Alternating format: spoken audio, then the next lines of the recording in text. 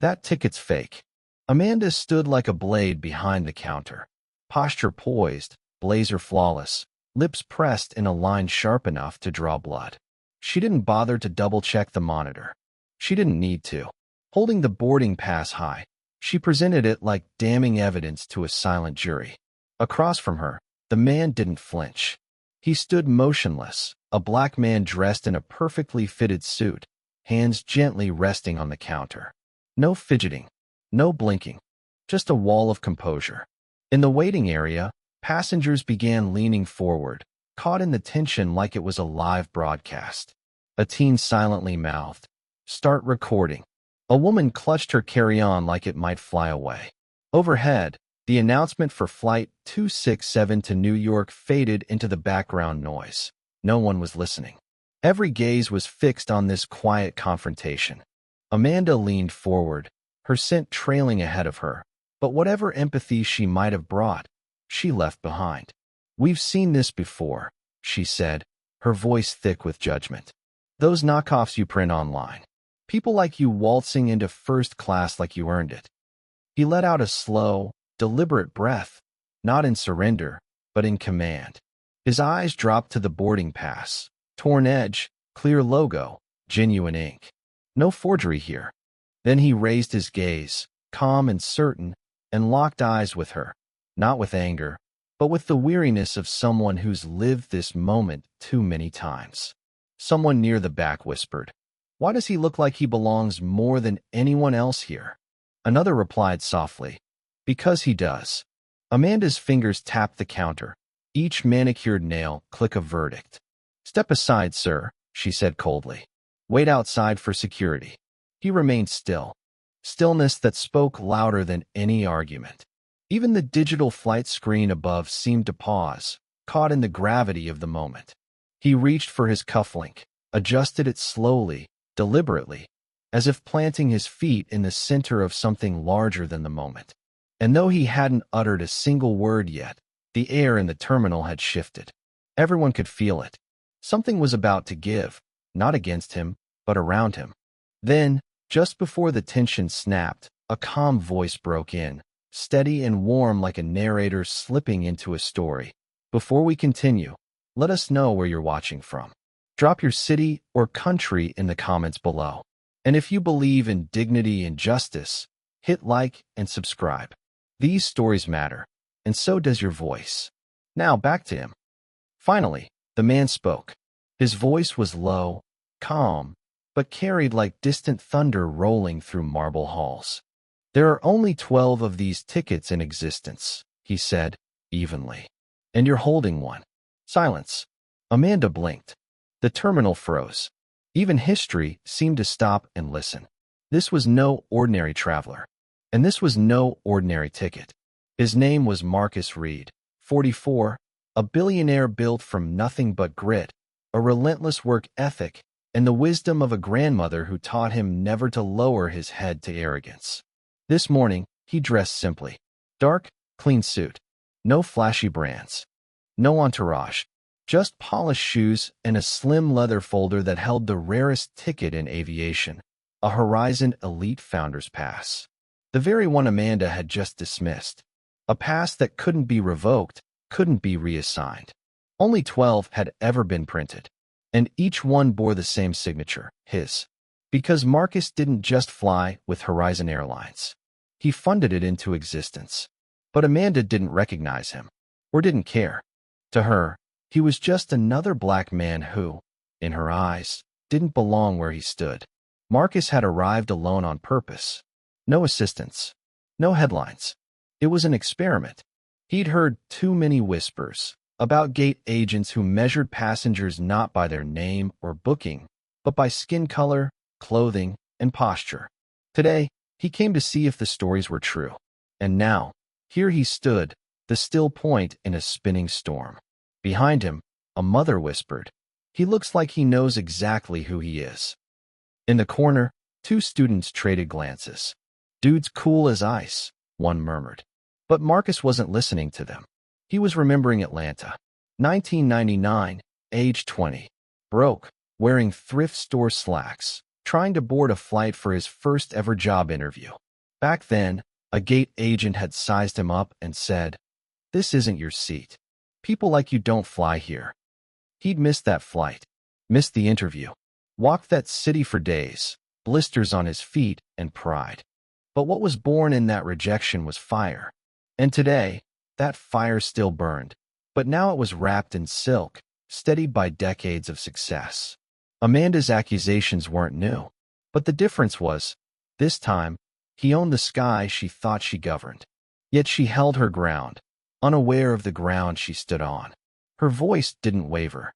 "Sir, I'll say it one last time," she said, the pass still trembling in her hand.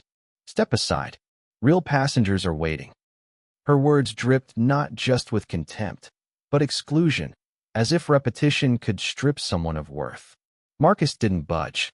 The silence that followed was louder than any reply. From the left, another employee approached, Tyler. Early 30s, tall, wearing arrogance like a second skin. His tie hung loose, but his swagger was tight. He gave a low laugh meant to humiliate. "Come on, man. Don't hold up the line. You don't belong here.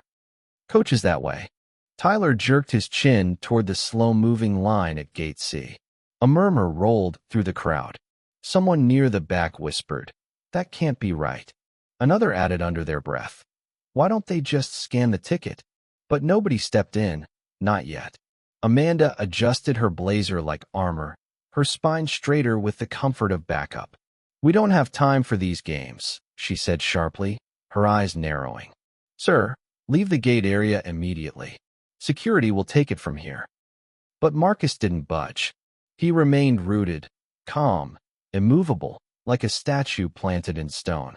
And somehow, that composure needled them more than if he'd raised his voice. Tyler leaned in, dropping his voice to a low sneer. "You people think waving around some fancy paper makes you somebody. Not today." His words struck like sparks on dry brush. Passengers shifted uncomfortably. Eyes darted between the counter and the man in the suit, who still hadn't so much as flinched. A woman in line gripped her phone a little tighter, thumb hovering over the record button. A young man whispered, "This feels off." Amanda either didn't notice, or she didn't care. She lifted the landline from the counter, her tone brisk and rehearsed. "Security, we've got a situation. Possible fraud." A beat. Non-compliant passenger. The phrase echoed across the terminal like a verdict already decided, an erasure. A label meant to dehumanize. Marcus stayed silent. His hands remained gently placed on the counter, his posture relaxed, knuckles loose. He'd seen this move before. At hotel front desks, in banks, office lobbies, where suspicion spoke first and facts came later. But this time, he was ready. The receiver clicked back into its cradle. Amanda exhaled as if she'd just won something. Tyler crossed his arms, visibly satisfied. Around them, the line shifted again, passengers whispering, discomfort thick in the air. And still, Marcus Reed didn't move. He stood there, calm, unreadable, his breath steady. Not a trace of fear, not a flicker of protest, just silence. But not the kind born from defeat. This silence pressed back, pressed against Amanda's authority, challenged Tyler's smirk. Because this silence wasn't surrender, it was power. Amanda cleared her throat, trying to slice through the tension. "Sir, did you hear me?" she repeated, louder this time. "I said wait outside." Marcus tilted his head slightly, just enough to show he'd heard every syllable. But still, he gave no reply. Behind him, someone coughed. A man in a leather jacket muttered, "He's not even arguing."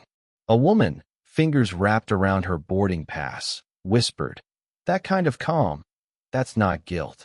That's something else."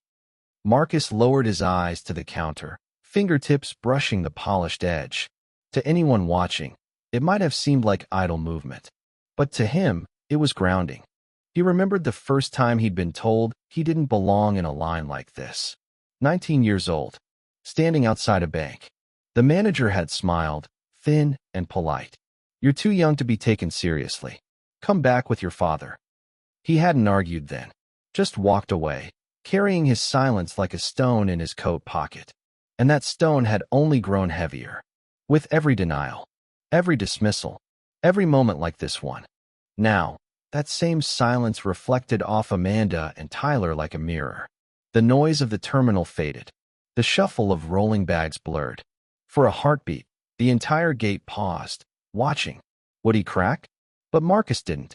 He let their accusations sit, sour and stiff, until their own certainty began to cave under its own weight. Then, slowly, deliberately, he adjusted his cufflink, his gaze still locked on Amanda. Not defiant, not compliant, just sovereign. A clear message: you don't get to decide my worth. I do. And the longer he stood there in that silence, the more people around them began to feel it. The first red light blinked from the back of the crowd. A phone camera rose. Jordan, a 22-year-old in a worn hoodie, angled his screen just enough to catch Amanda in frame. They're trying to kick him out, he whispered to his friend. This is gonna blow up. Next to him, a silver-haired woman clutched her tote closer, her boarding pass sticking out of her book. This doesn't look right, she said out loud, louder than she intended. Heads turned. Amanda caught the motion. Her eyes locked on Jordan's phone. Put that away, she snapped. This is a private security matter. Her voice wavered, just enough to betray her slipping grip. But the spell had broken. Another phone lifted. Then another. Screens angled, little red lights blinking to life. The standoff had gone public. Still, Marcus hadn't said a word. And yet, his silence had become its own form of leadership, its own center of gravity. A row behind, Sophia, a young woman in a navy blazer, finally broke the silence. Why are you treating him like he's a threat? She asked, voice trembling but clear. He showed you a ticket. Tyler turned sharply, waving her off. Ma'am, please stay out of it. We're handling the situation. But Sophia stood her ground. Are you? She said, louder this time. Because from here, it looks like you're targeting a man who hasn't even raised his voice. The line shifted again. A father holding his son whispered, she's right. The little boy, eyes locked on Marcus, tugged at his dad's sleeve. Daddy, why are they being mean to him? Amanda's face flushed under the heat of growing scrutiny. She stabbed at her keyboard, pretending to double-check something. Anything. Policy is policy, she muttered. We have to protect our real customers. But the words rang hollow now. With every excuse, the crowd leaned further away from her. Jordan's phone caught Marcus perfectly in frame. Still. Steady. Hands resting softly on the counter. Not angry. Not shaken. Just unmoved, while the storm spun tighter around him. And Sophia wasn't done. She crossed her arms, lifted her chin, and raised her voice. If that's the protocol, Sophia said, her voice rising above the hush, then maybe the protocol needs to change. A ripple spread across the gate like a current snapping through still water, whispers folding together into something heavier than doubt. Marcus finally raised his head, not in search of sympathy, not pleading for allies. He simply looked out into the crowd, meeting eyes, acknowledging presence. His silence had already given them permission to question, to speak. And now, for the first time, Amanda realized this wasn't just a confrontation with him. She was losing the room. Then came footsteps. Heavier. Measured. The kind that didn't earn respect. They demanded it by routine. From the side hallway emerged Stephen Cross, the duty manager. Mid to late 40s, streaks of gray at his temples, tie cinched so tight, it looked more like a noose than an accessory. He didn't smile. Didn't offer a name. Just scanned the scene like a judge who had already written the verdict. What's the issue here? He asked flatly, not with curiosity, but accusation. Amanda straightened immediately, relief washing over her face. This man is presenting a fake boarding pass, she said briskly. He's refusing to leave the gate area. Security is on their way. Stephen turned to Marcus. One glance. Up and down. A silent calculation, looking for threat where there was none. His lips tightened. Figures, he muttered, just loud enough for the nearest passengers to hear. The murmurs around them swelled. Phones tilted higher for better angles. The lens of public scrutiny was no longer subtle. Still, Marcus didn't move, not even a breath faster. Stephen stepped forward, his shadow stretching across the counter like a warning. "Sir," he barked, "you're wasting everyone's time. These games won't work here. Either you walk out now, or you'll be escorted." The silence that followed only deepened, and it rattled him. Authority expected obedience, not poise, not this maddening, unshaken calm. Stephen leaned in, voice edged with contempt. "You think standing there makes you brave?" he snapped. "It makes you look guilty. Real customers don't walk in here dressed like you, acting like this." The air cracked. A collective gasp rippled down the line. Sophia's jaw dropped. Jordan whispered to his phone. "He really just said that?" The silver-haired woman, voice hardening, shook her head. "That's discrimination. Plain and simple." Stephen's glare snapped toward her. "Ma'am, unless you want to miss your flight, stay out of this." But his threat backfired. The more he pushed, the more the fire spread. Marcus finally lifted his gaze and met Stephen's eyes, steady as stone. He didn't speak. He didn't need to. The room had found its voice. Stephen's nostrils flared. He jabbed a finger toward Marcus's chest, but didn't quite touch him. "Security will be here any second," he warned. "And when they arrive, you'll be gone faster than you got in." Cameras caught everything. Every word, every gesture, every drop of venom. Marcus adjusted his cufflink again. Slow. Purposeful. Not resistance. Not retreat. A signal. "I'm not folding for you." The tension thickened like humidity before a storm. And then, just faintly, Stephen's voice cracked. Not fear. Not doubt. Just a tremor. The kind that happens when someone realizes the crowd is no longer behind them. Even the sound of a rolling suitcase felt thunderous now in the stillness. All eyes locked on that counter. Amanda's hand gripping the boarding pass like a weapon. Stephen's finger hovering like a gavel. Then it happened. Amanda's smirk curled, and in one swift motion, she tore the ticket in half. The rip echoed like a scream. Paper fibers split, ink snapped. The horizon crest, gold and proud, was now broken in two. Gasp shot through the crowd. "You can't do that," someone yelled. Another voice rang out. "That's his property." But Amanda simply let the pieces fall. Torn halves fluttered to the counter like discarded dignity.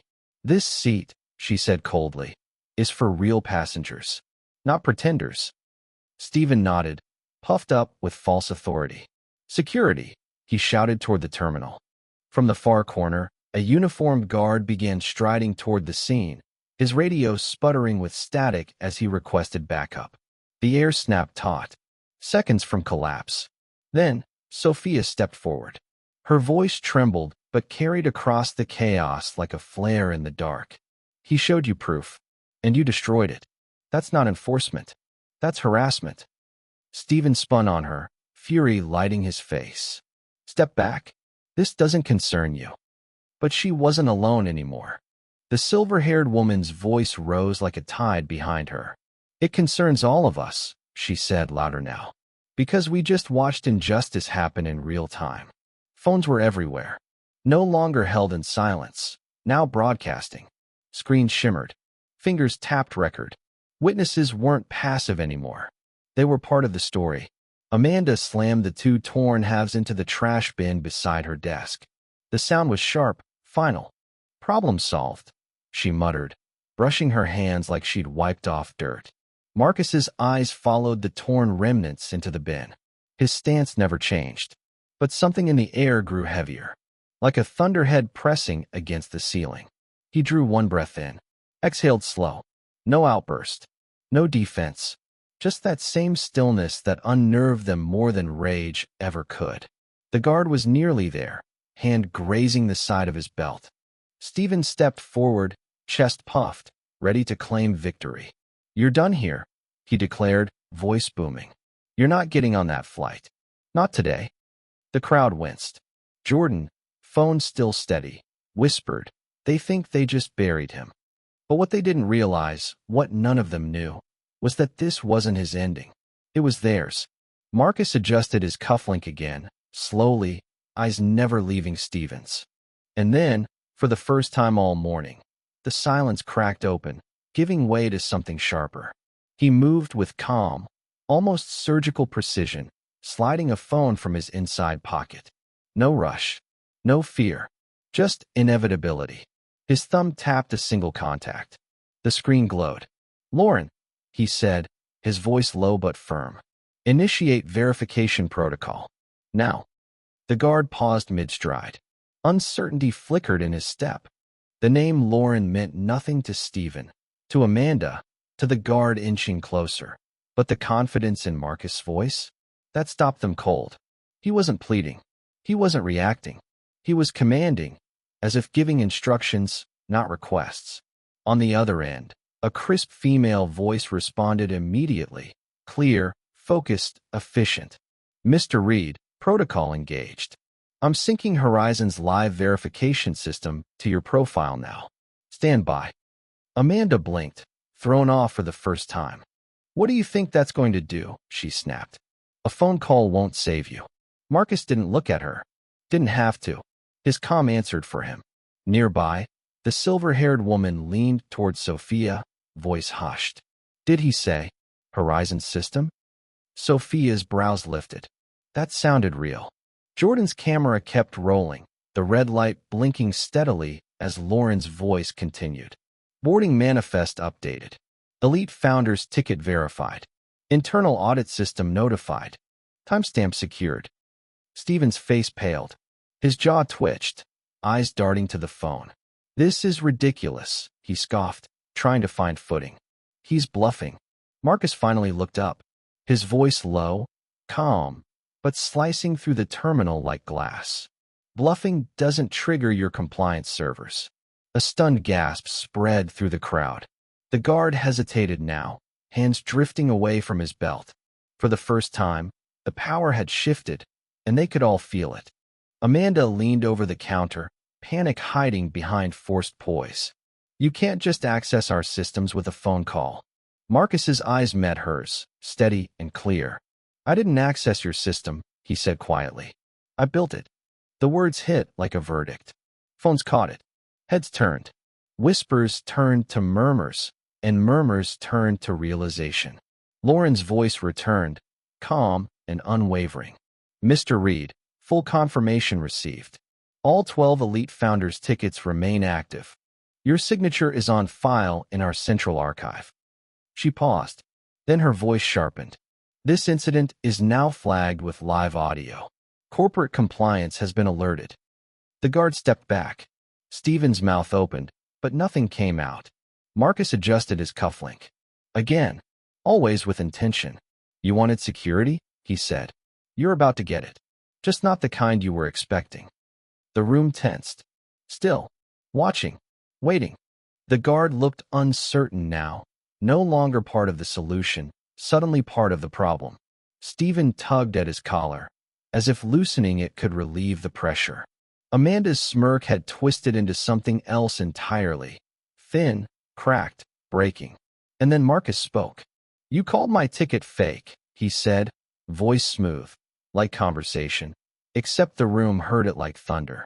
"In an airline I created." The silence was deafening. Jordan's camera wobbled as he whispered, "Wait, he owns it?" Sophia didn't take her eyes off Marcus. "I think he just said yeah." Marcus reached into his leather folder and pulled out a single document. Heavy paper, embossed seal, Horizon's crest glinting beneath the fluorescence. He placed it gently on the counter and slid it toward Amanda. No theatrics. Just truth. "Horizon Airlines," he said, eyes locked on hers, "was founded on the belief that the skies belong to everyone.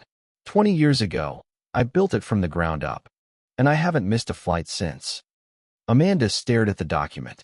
Her hands trembled slightly as she registered the signature, the ledger, the seal. His name wasn't just printed, it was embedded into the DNA of the company. Stephen swallowed, but his attempt at rebuttal came out weak. That doesn't mean." Marcus cut in, sharper now. "It means," he said, "that every decision you've made in the last 10 minutes will be reviewed, not as procedure, but as prejudice. And it means," he added, turning to Stephen now, that the only thing leaving this terminal today is you. Gasps exploded from the crowd. A slow clap started. One person hesitant, then another, then a wave. Phones lifted high.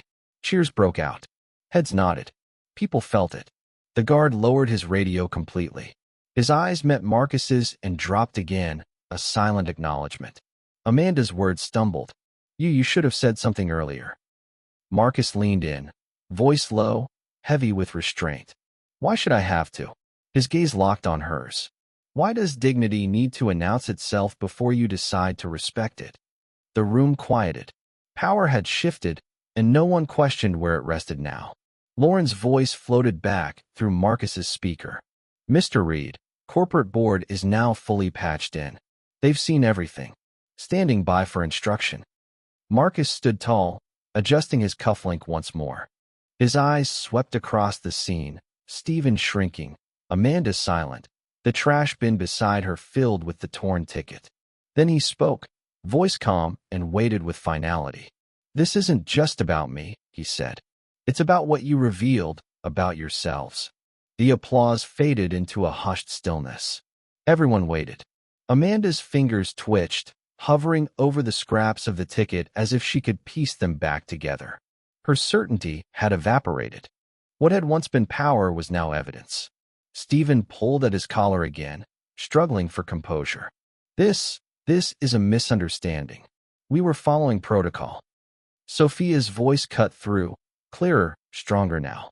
No, protocol doesn't mean tearing someone's ticket in half. It doesn't mean humiliating people because of how they look. The silver-haired woman stepped forward, calm but fierce. I've flown Horizon for 20 years, she said. And if this is how you treat the man who built it, what chance do the rest of us have? Phones angled closer. Lenses sharpened.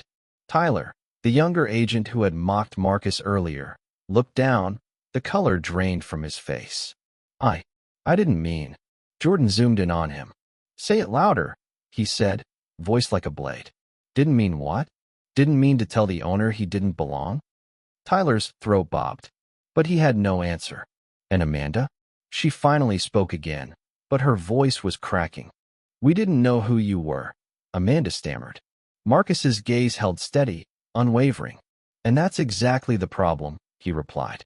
You assumed not knowing gave you permission to strip someone of their dignity. The guard, who'd been ready to escort him moments earlier, let his radio fall to his side. His stance softened, shoulders heavy. This isn't what I signed up for, he muttered. Stephen, red-faced and visibly unraveling, lost the last thread of control. You set us up, he snapped, pointing a trembling finger. You came here just to start trouble. Marcus calmly adjusted his cufflink, the movement measured. No, he said. I came for the truth. And you handed it to me. Around them, the crowd stirred, nodding, whispering, recording. The tide had turned completely. Marcus was no longer on trial. They were. Amanda, Stephen, Tyler. Under the glow of phone screens and judgmental eyes, their authority crumbled. Lauren's voice returned through the phone, steady and clear. Mr. Reed, the board is standing by. Would you like to proceed? Marcus didn't flinch. His eyes moved slowly across the three staff members, faces now pale, arrogance replaced with visible sweat. Effective immediately, he said, voice firm. Terminate Stephen Cross. Terminate Amanda Price. Terminate Tyler Grant. Revoke their access to all Horizon systems. Gasps erupted. Phones trembled in people's hands as they captured the fallout. Lauren responded without hesitation. Confirmed. Access revoked. Their employee badges are deactivated. Logins frozen. Timestamp, 11:42 a.m. Almost on cue, Stephen's phone buzzed, then flashed red. Amanda's computer screen went dark. Tyler tapped his ID badge against the security panel, but the light blinked red. Then nothing.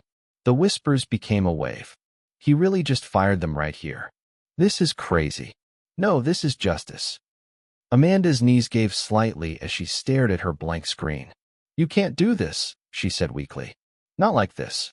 Marcus's voice stayed low, but it cut deep. You did it first. You tore my ticket apart in front of strangers. Now I've torn down your authority in front of the world. Stephen's tone shifted to desperation. You'll regret this. You'll need us. Another cufflink adjustment. Calm, smooth. No, Marcus said. What this company needed was proof. Proof of how deep the rot went. And you offered it willingly. Sophia stepped forward, arms crossed. They tried to humiliate you. And you never even raised your voice. That's power. Jordan, still live streaming, murmured into his mic. He just ended 3 careers with a single sentence. Lauren's voice returned once more. Mr. Reed, their names are flagged for legal review. Would you like me to archive the footage from passengers?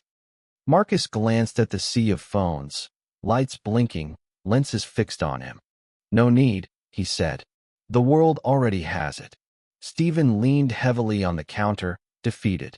Amanda's face collapsed into her hands. Tyler stared at the floor, his lips moving, but no sound emerging. And Marcus? He stood exactly where he'd stood from the beginning, composed, untouched, untouchable. The terminal was silent now, not a peaceful silence, but the kind that follows something permanent. Stephen stared at his dead screen. Amanda hovered over a lifeless keyboard. Tyler tapped his badge again, desperate. The red light blinked back. A final, quiet rejection. Then came the applause. Slow at first, then louder, then thunderous. Phones rose even higher, recording not just the fall of arrogance, but the rise of quiet power. Marcus stepped forward. Not rushed, not boastful. His presence didn't demand attention, it earned it. His eyes moved across the room, not just to those who wronged him, but to every bystander, every witness, every person holding up a camera, trying to understand what they'd just witnessed. You called my ticket fake, he said slowly, with the weight of stone. But the only counterfeit here was your respect. He paused, then added, You thought power lived in uniforms, titles, badges. But real power, it's not handed out. It's not stitched onto a name tag. Real power is how you treat people when you think no one's watching. Amanda's eyes filled with tears. Stephen's jaw trembled. Tyler looked down, unable to meet anyone's eyes. Marcus adjusted his cufflink one last time, the gesture closing the loop. I don't have to shout to prove who I am, he said, each word precise. Because dignity doesn't ask for permission.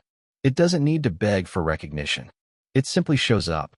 And today, truth showed up louder than any of you ever could. Applause erupted again. Passengers stood. Some cheered. Some simply nodded in quiet respect. Jordan's live stream climbed into the thousands. Sophia wiped a tear and whispered, Finally. Marcus turned, calm as ever. He walked toward the gate entrance, not escorted, not challenged.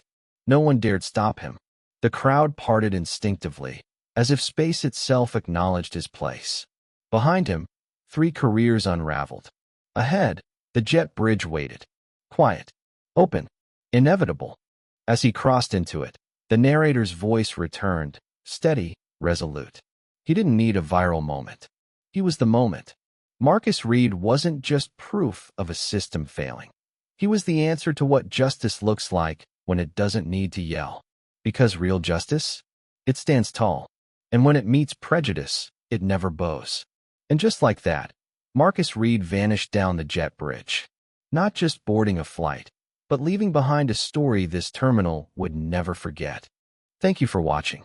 Subscribe me and hit the notification bell to not miss new stories. Bye.